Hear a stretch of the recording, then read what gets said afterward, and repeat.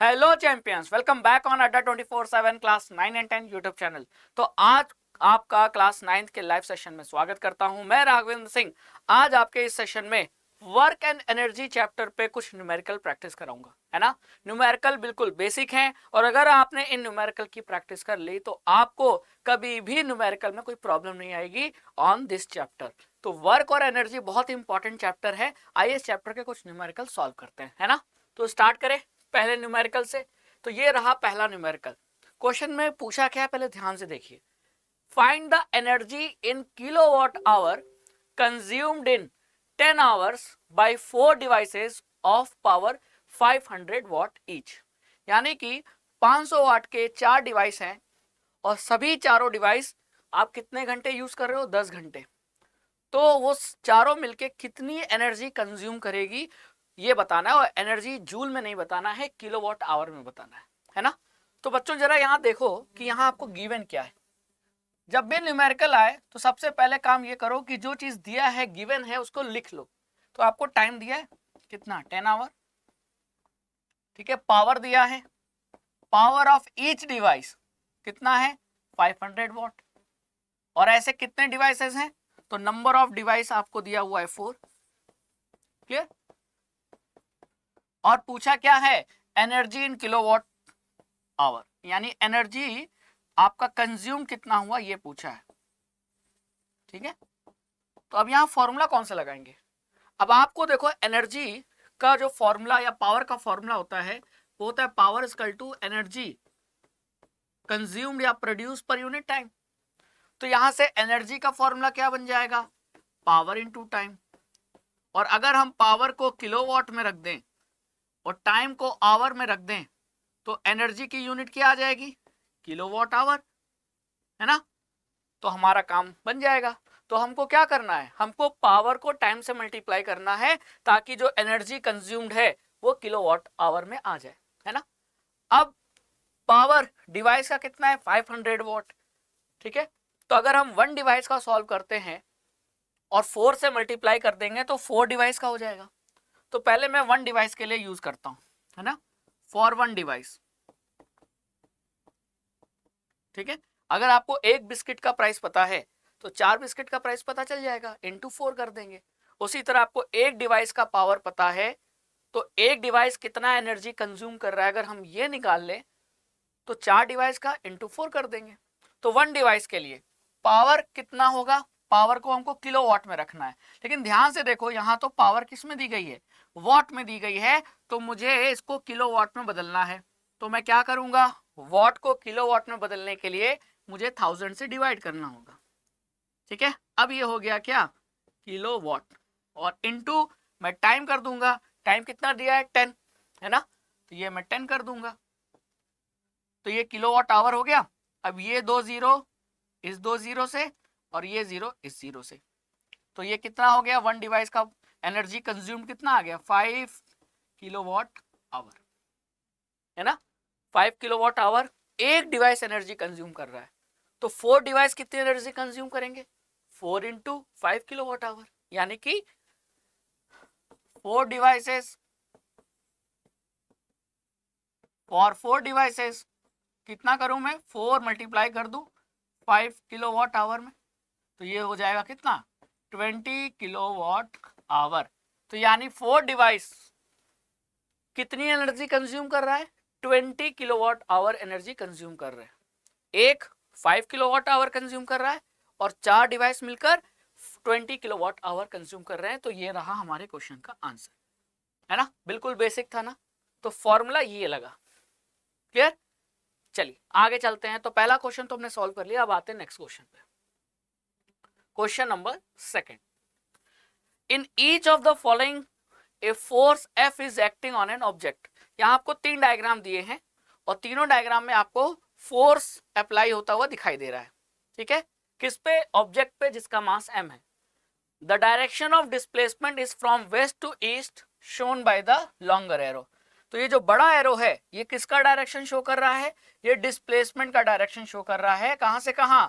From west to east. ठीक है, तो ये बड़ा एरो डिस्प्लेसमेंट का डायरेक्शन और जो छोटा एरो है वो फोर्स का डायरेक्शन जो कि एक ऑब्जेक्ट पे लग रहा है जिसका मास m है ना। अब आपको ये बताना है, observe the diagram carefully and state whether the work done by the force is negative, positive और जीरो। अब आपको इसमें से बताना है हर केस में कि पहले केस में वर्क कैसा है, पॉजिटिव है, नेगेटिव है कि जीरो है, दूसरे केस में वर्क कैसा है, तीसरे केस में वर्क कैसा है ना। क्लियर? अब बताओ, ठीक है। अब देखो, एक चीज हमको ये ध्यान देनी है कि वर्क की बात करें, वर्क का फॉर्मूला क्या होता है, तो पहले वर्क का फॉर्मूला देख लो, है ना। अगर हम बात करें वर्क के फॉर्मूले की, तो वर्क का फॉर्मूला होता है फोर्स इनटू डिस्प्लेसमेंट, है ना। और हायर क्लास में जाओगे तो आपको एफ डी कॉस थीटा एक और फॉर्मूला बताया जाता है। अब फोर्स और डिस्प्लेसमेंट अगर पैरेलल हैं, फोर्स और डिस्प्लेसमेंट अगर पैरेलल हैं, पैरेलल मतलब उनके बीच का एंगल कितना हो रहा है, 0 डिग्री, ठीक है। तो इसे हम क्या कहेंगे कि जो वर्क डन है वो पॉजिटिव है। अगर फोर्स और डिस्प्लेसमेंट के बीच में एंगल 180 डिग्री बन रहा है, मतलब वो पैरेलल नहीं है, वो अपोजिट है, तो यहां जो वर्क होगा वो क्या होगा, माइनस होगा, है ना। तो फोर्स वर्क प्लस कब होता है, वर्क माइनस कब होता है, ये बात आपको ध्यान देना है ना।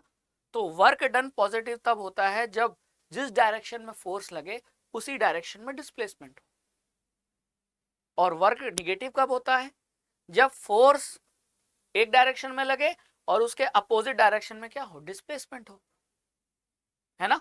जैसे मान लो कि मैं गाड़ी चला रहा था, मैंने ब्रेक लगा दिया, तो ब्रेक लगने से जो फोर्स है वो ऐसे लग रहा होगा, मैं ऐसे जा रहा हूं, फोर्स ऐसे लग रहा है, तो मेरा मोशन इधर हो रहा है, फोर्स इधर लग रहा है, अपोजिट है, तो वर्क क्या होगा, माइनस। लेकिन अगर फोर्स और डिस्प्लेसमेंट के बीच का एंगल 90 डिग्री हो जाए, यानी दोनों परपेंडिकुलर हो जाए, तो वर्क डन क्या होगा, 0 होगा, ठीक है। ये 3 केस आपको याद रखना है। अब पहला केस देख लेते हैं, पहले केस पे आ जाओ। पहले केस में क्या है, जो फोर्स है और जो डिस्प्लेसमेंट है उसके बीच में एंगल क्या बन रहा है, 90 डिग्री, तो जो वर्क डन होगा वो क्या होगा, वर्क डन होगा 0, है ना, क्योंकि फोर्स और डिस्प्लेसमेंट के बीच में 90 डिग्री है। जब जब एंगल 90 डिग्री होगा तब तब वर्क डन 0। यहां देखो, फोर्स ऐसे लग रहा है, डिस्प्लेसमेंट भी ऐसे हो रहा है, तो फोर्स और डिस्प्लेसमेंट का डायरेक्शन क्या है, सेम, पैरेलल, एंगल क्या हो गया, 0 डिग्री, दोनों सेम डायरेक्शन में, तो वर्क डन क्या होगा, पॉजिटिव होगा। और अगर यहां बात करें तो यहां वर्क डन कैसा होगा, फोर्स ने जो वर्क किया वो माइनस होगा। क्यों माइनस होगा, क्योंकि फोर्स ऐसे लग रहा है, डिस्प्लेसमेंट ऐसे हो रहा है, दोनों के बीच में कितना डिग्री बन रहा है, 180 डिग्री, क्योंकि ये दोनों क्या है, अपोजिट हैं, तो यहां वर्क क्या होगा, निगेटिव।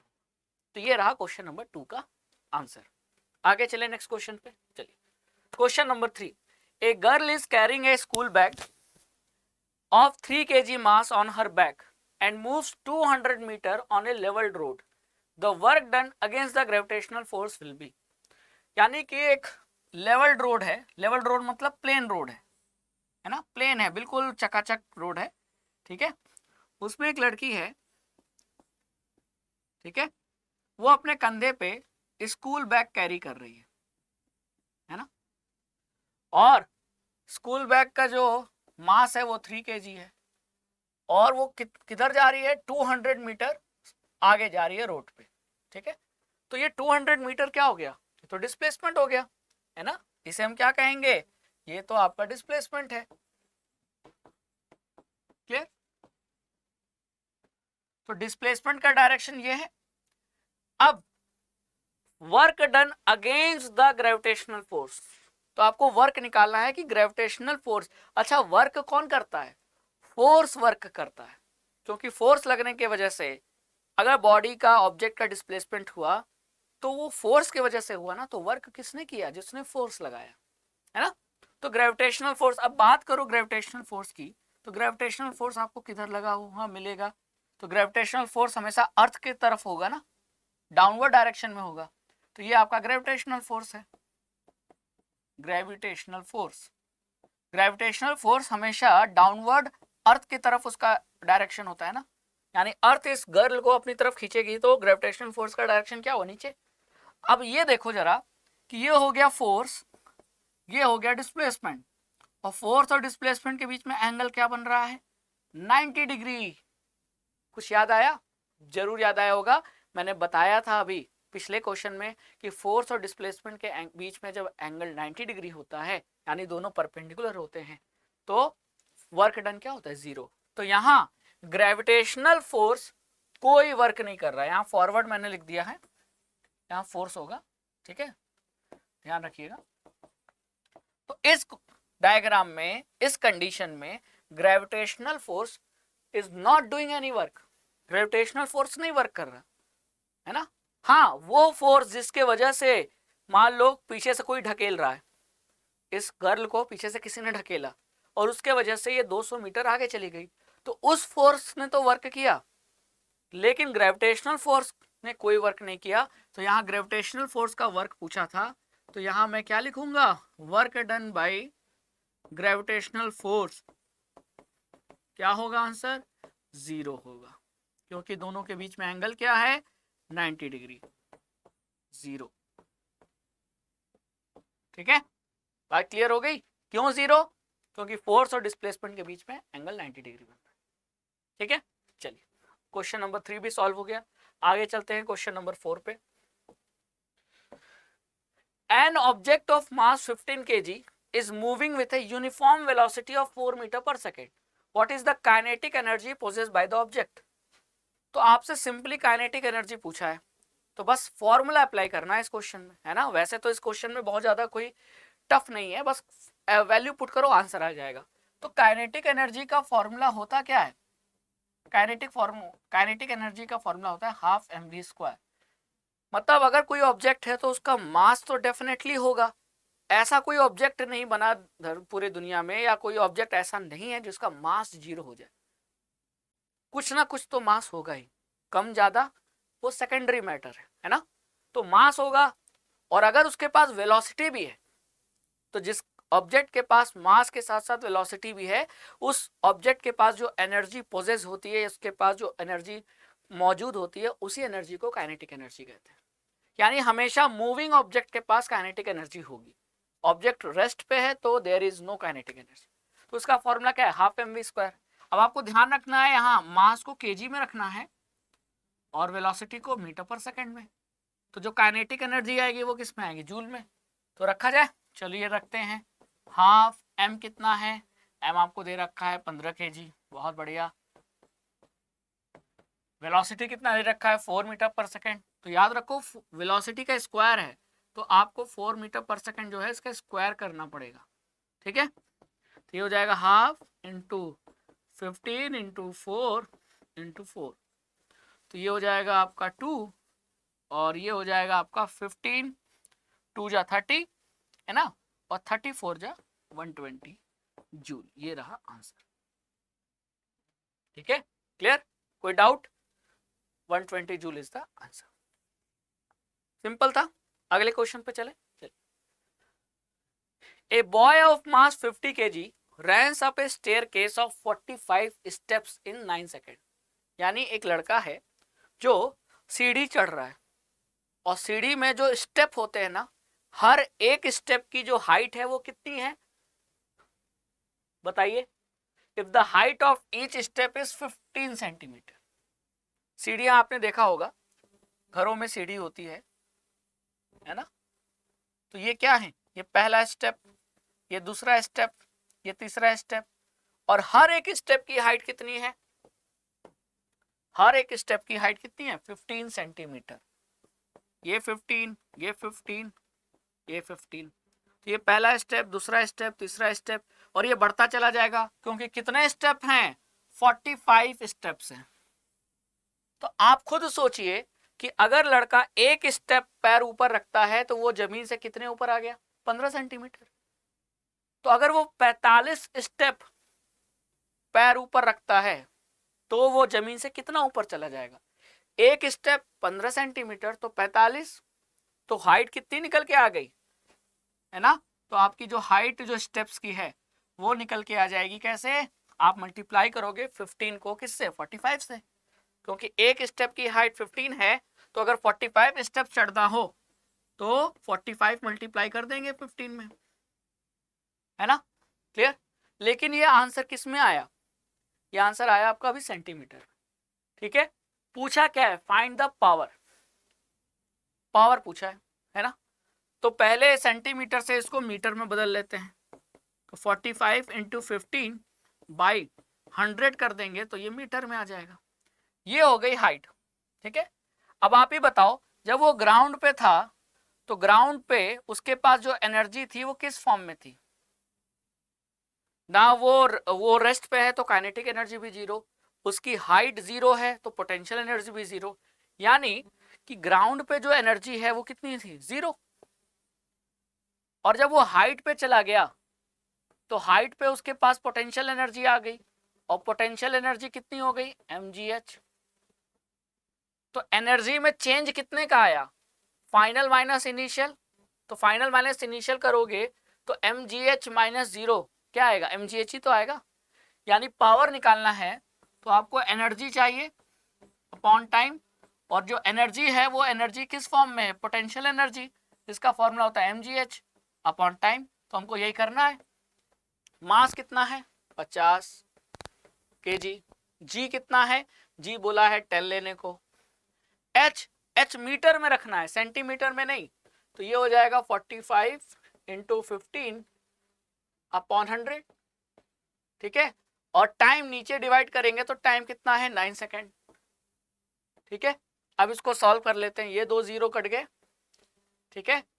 ये हो जाएगा आपका 9 5 45, और ये हो जाएगा आपका 5 इंटू 5 इंटू 15, और इसको आप सॉल्व करोगे तो कितना आ जाएगा, 25 इंटू 15, 5 5 25, 5 2 10 2 12, 1 2 5 5 6 7 2 1 3, 375 वॉट, ये रहा आपका आंसर, है ना, क्लियर।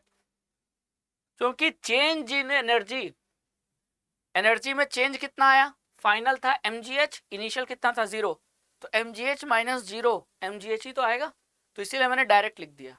तो change in energy upon time, mgh upon time, mgh रख दिया वैल्यू, टाइम की वैल्यू रख दिया, और आंसर आ गया 375 वॉट। तो गलती यहाँ होती है, 70 सेंटीमीटर को डायरेक्ट वैल्यू पुट कर देते हैं बच्चे, क्योंकि ध्यान रखना है फॉर्मूले में सारी यूनिट अगर आप एसआई में रख रहे हो तो फिर एक की यूनिट एसआई में तो बाकी भी एसआई में होनी चाहिए। अब हाइट यानी डिस्टेंस, और हाइट डिस्टेंस की जो एसआई यूनिट क्या होती है, मीटर, तो आपको सेंटीमीटर को मीटर में बदलना पड़ेगा, यही गलती होती है, ठीक है। चलिए अगले क्वेश्चन पे चला जाए, क्लियर, समझ में आ रहा है ना।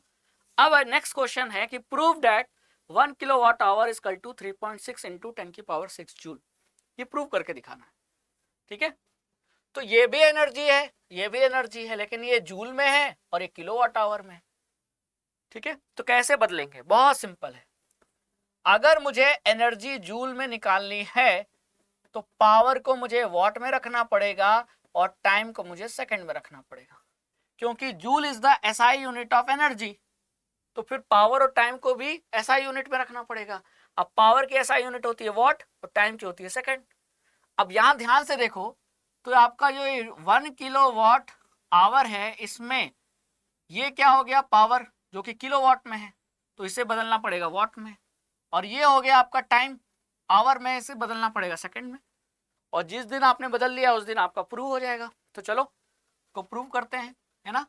तो 1 किलोवाट में कितने वॉट होंगे, 1000 वॉट, और 1 आवर में कितने सेकंड होंगे, तो 1 आवर में 60 मिनट, हर मिनट में 60 सेकंड, ठीक है। तो 60 इंटू 60 हो गया, तो इसको सॉल्व करूंगा तो हो जाएगा 6 6 36 इंटू 1 2 3 4 5, आ गया वॉट इंटू सेकेंड, जूल आ गया हमारा। और इसको चाहूं तो मैं ऐसे भी लिख सकता हूं 3.6 इंटू 10 की पावर 6 जूल, और यही प्रूव करना था। देखो प्रूव कर दिया कि 1 किलोवाट आवर बराबर इतने जूल होता है,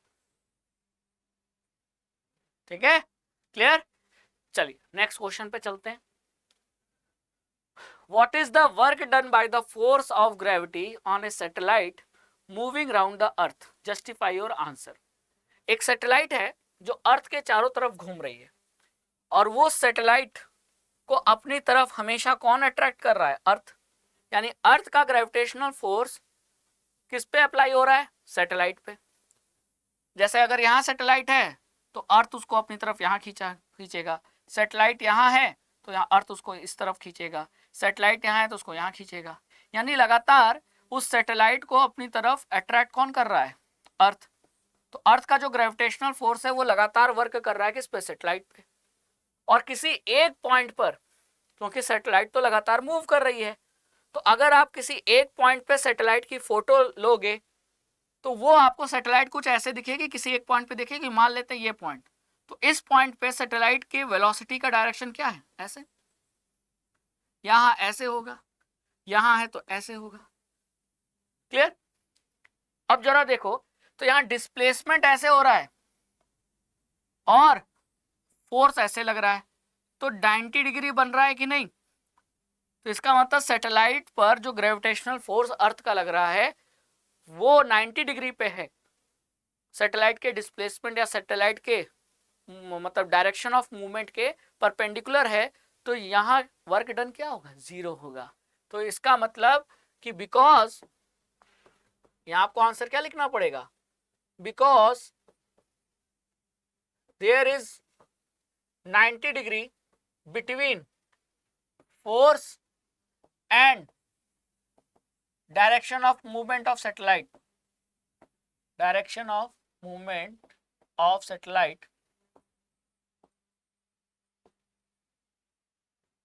है ना? सो अब 90 डिग्री है तो वर्क डन क्या होगा? वर्क डन होगा 0। तो अर्थ का ग्रेविटेशनल फोर्स सैटेलाइट पे कितना वर्क कर रहा है? 0 वर्क कर रहा है। क्यों? क्योंकि हमेशा हर पल आप देखो किसी भी मूवमेंट ऑफ टाइम पे आप ये देखोगे कि फोर्स और डायरेक्शन ऑफ मूवमेंट हमेशा 90 डिग्री पे। कहीं भी देख लो, यहाँ देखो डायरेक्शन ऑफ मूवमेंट ऐसा है, फोर्स ऐसा लग रहा है। यहाँ देखोगे तो डायरेक्शन मूवमेंट ऐसा है, फोर्स ऐसे लग रहा है। तो लगातार हमेशा हर केस में एंगल कितना बन रहा है? 90 डिग्री। इसलिए ये वर्क 0 होगा। चलो क्वेश्चन नंबर 8 पे आ जाते हैं। Certain force acting on a 20 kg mass changes its velocity from 5 metre per second to 2 metre per second. तो यहाँ देखो वेलोसिटी घट रही है, यानी मास जा रहा था ऑब्जेक्ट, अपोजिट डायरेक्शन में किसी ने फोर्स लगा दिया जिसकी वजह से उसकी वेलोसिटी कम हो गई 5 से 2। तो डिस्प्लेसमेंट ऐसे हो रहा था, फोर्स ऐसे लगा, यानी यहाँ परफेक्ट केस है कि दोनों फोर्स और डिस्प्लेसमेंट क्या है? अपोजिट डायरेक्शन में। तो जो भी वर्क निकलेगा वो क्या होगा? माइनस में होगा, है ना? अब वर्क कितना करना पड़ा फोर्स को, ये निकालना पड़ेगा। तो सबसे पहला इसका डायग्राम बना लो, है ना? जैसे मान लो ये गाड़ी है, गाड़ी की रफ्तार कितनी थी? 5 मीटर पर सेकेंड, और गाड़ी का मास कितना था? 20 kg। सर इतनी हल्की गाड़ी? हाँ मान लो हल्की गाड़ी है। अब अपोजिट डायरेक्शन में फोर्स लगा, तो गाड़ी ऐसे जा रही थी, फोर्स अपोजिट डायरेक्शन में लगा, जिसके वजह से मास तो चेंज नहीं होगा, मास तो वही रहेगा, लेकिन जो वेलोसिटी है वो 5 मीटर पर सेकेंड से डिक्रीज होकर 2 मीटर पर सेकेंड। तो calculate the work done by the force. अच्छा ये बताओ, फोर्स अगर अप्लाई होगा तो इस ऑब्जेक्ट की जो एनर्जी है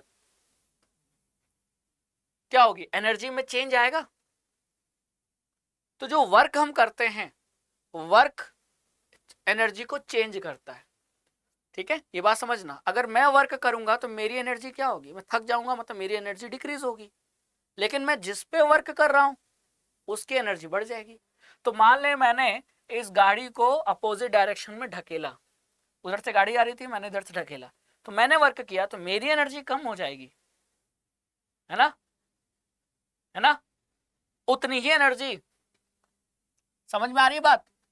तो यहां आप क्या देख रहे हो कि काइनेटिक एनर्जी चेंज हो रहा है, तो जो एनर्जी में चेंज होता है वो वर्क डन के बराबर होता है। ये बात आपको समझनी पड़ेगी।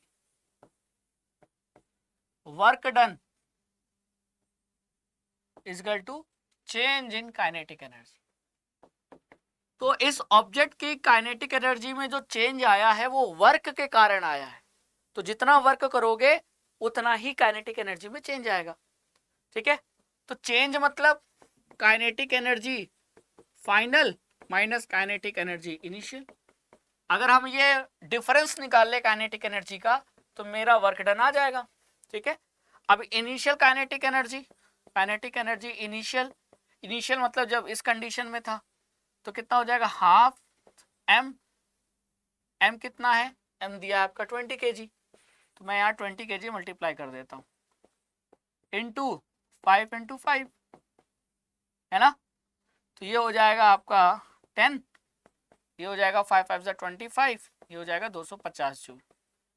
और अगर फाइनल काइनेटिक एनर्जी निकाले तो हाफ इंटू मास 20 है और वेलोसिटी हो गई 2 इंटू 2, ये 2 से 2 कट जाएगा, ये हो जाएगा कितना 40 जूल। तो फाइनल कितना है, फाइनल है 40 जूल और इनिशियल काइनेटिक एनर्जी कितनी है 250 जूल। तो वर्क कितना हुआ, माइनस में 210 जूल। ये रहा आंसर। माइनस क्या बता रहा है, माइनस ये बता रहा है कि फोर्स और डिस्प्लेसमेंट अपोजिट डायरेक्शन में थे, इसीलिए वर्क डन क्या आएगा, निगेटिव आएगा।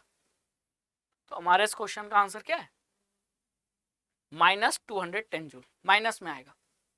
ठीक है, फाइनल माइनस इनिशियल, फाइनल ये था, इनिशियल ये था और डिफरेंस वर्क के बराबर। ठीक है, चलिए। A light and a heavy object have the same momentum. A light and heavy object have the same momentum, find out the ratio of kinetic energy, which one has larger kinetic energy। तो यहाँ object के बारे में बहुत सारी detail नहीं दी गई है, बस ये बोला है कि एक ऑब्जेक्ट लाइट है और दूसरा ऑब्जेक्ट हैवी है, लेकिन दोनों का मोमेंटम सेम है। ठीक है, तो हम ऐसा कर लेते हैं कि पहला लाइट ऑब्जेक्ट की बात करें तो लाइट ऑब्जेक्ट का जो मोमेंटम है उसे P1 ले लेते हैं। तो P1 क्या आ जाएगा, मोमेंटम क्या होता है, मास इनटू वेलोसिटी, तो ये हो जाएगा m1 v1। ठीक है, और अगर हेवी ऑब्जेक्ट देख ले तो हेवी ऑब्जेक्ट का जो मोमेंटम है उसे P2 मान लेते हैं, ये हो जाएगा क्या m2 v2। अब एक चीज बोला है कि दोनों का मोमेंटम सेम है ना, तो दोनों का मोमेंटम सेम है मतलब momentum P1 is equal to P2 है ना। तो यानी कि अब इसको हम ऐसे लिख सकते हैं कि m1 v1 equal to m2 v2। ठीक है, अब अगर हम दोनों की काइनेटिक एनर्जी का रेशियो निकालें तो kinetic energy for light object है ना, लाइट ऑब्जेक्ट क्लियर। तो ये मैं लिख सकता हूं हाफ m1 और v1 का स्क्वायर है ना। अब v1 स्क्वायर को मैं v1 इंटू v1 लिखूं, ऐसे लिख सकता हूं कि नहीं, half into m1 into v1। ठीक है,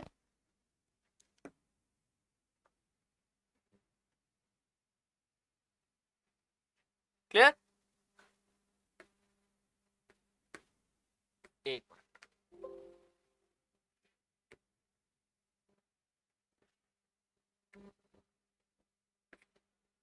ध्यान से देखो, यहां मैं क्या लिख सकता हूं, हाफ m1 इंटू v1 लिख सकता हूं, v1 स्क्वायर है मतलब v1 इंटू v1, और m1 v1 को मैं क्या लिख सकता हूं p1, तो ये हो जाएगा आपका हाफ p1 इंटू v1। ये हो गया kinetic energy of light object. उसी तरह kinetic energy of heavy object अगर पूछे तो ठीक इसी तरीके से मैं ये लिख सकता हूं half into P2 into V2। ठीक है, अब इन दोनों का रेशियो लो तो kinetic energy of light object upon kinetic energy of heavy object, तो ये हो जाएगा half into P1 into V1 और ये हो जाएगा half into P2 into V2। अब आप ये देखो P1 P2 बराबर है तो अगर P1 P2 बराबर है तो इसको मैं कट कर सकता हूं, हाँ, हाफ हाफ इक्वल है, कट कर सकता हूं। तो काइनेटिक एनर्जी का रेशियो क्या आ गया, V1/V2। तो इसका मतलब आंसर क्या है, काइनेटिक एनर्जी का रेशियो हो गया V1/V2। अब ये पूछा है कि which one has larger kinetic energy, तो किसकी काइनेटिक एनर्जी ज्यादा होगी, तो लाइटर ऑब्जेक्ट की काइनेटिक एनर्जी ज्यादा होगी क्योंकि उसकी वेलोसिटी ज्यादा है ना भाई। आप ये देखो कि दोनों का मल्टीपल बराबर आ रहा है, तो अगर ऑब्जेक्ट लाइटर है तो मास कम है, तो इसी वैल्यू को लाने के लिए वेलोसिटी की वैल्यू बढ़नी पड़ेगी। जैसे मान लो कि मुझे 2 × 5 लाना है 10, अब मैं कह रहा हूं कि 2 को मैंने 1 कर दिया, तो 10 लाने के लिए आपको क्या करना होगा, 5 को 10 करना पड़ेगा। यानी आपने ये वैल्यू घटा दी तो ये वैल्यू बढ़ानी पड़ेगी नहीं, तभी तो वैल्यू सेम आएगी। तो मास कम होगा लाइटर ऑब्जेक्ट का तो उसकी वेलोसिटी ज्यादा है ना, और जिसकी वेलोसिटी ज्यादा उसकी काइनेटिक एनर्जी ज्यादा। तो which one has larger kinetic energy, lighter object has larger kinetic energy, lighter object will have more kinetic energy। जो ऑब्जेक्ट हल्का है उसका काइनेटिक एनर्जी ज्यादा होगा अगर लाइटर और हैवी ऑब्जेक्ट का मोमेंटम सेम है तो काइनेटिक एनर्जी का रेशियो आ गया V1/V2। और काइनेटिक एनर्जी किसकी ज्यादा है, जिसकी वेलोसिटी ज्यादा है, वेलोसिटी उसकी ज्यादा होगी जिसको मास कम होगा, मास किसका कम होगा, लाइट ऑब्जेक्ट का, इसका मतलब लाइटर ऑब्जेक्ट का काइनेटिक एनर्जी ज्यादा होगा। ठीक है, चलिए नेक्स्ट क्वेश्चन नंबर 10। एक इलेक्ट्रिक बल्ब है, पावर दे रखा है उसका 60 वॉट, ठीक है, और उसे यूज किया जा रहा है पर डे 6 आवर, लगातार 6 घंटे हर दिन यूज कर रहे हैं। तो calculate the unit of energy consumed in 1 day by the bulb. तो बल्ब एक दिन में कितनी एनर्जी कंज्यूम कर रहा है ये आपको बताना है कैलकुलेट करके, वो भी यूनिट में। तो पहले मतलब यूनिट का मतलब समझो, तो जब जब हम एक यूनिट बोलते हैं तो एक यूनिट मतलब कितनी एनर्जी कंज्यूम हो जाए तो उसे एक यूनिट कहेंगे।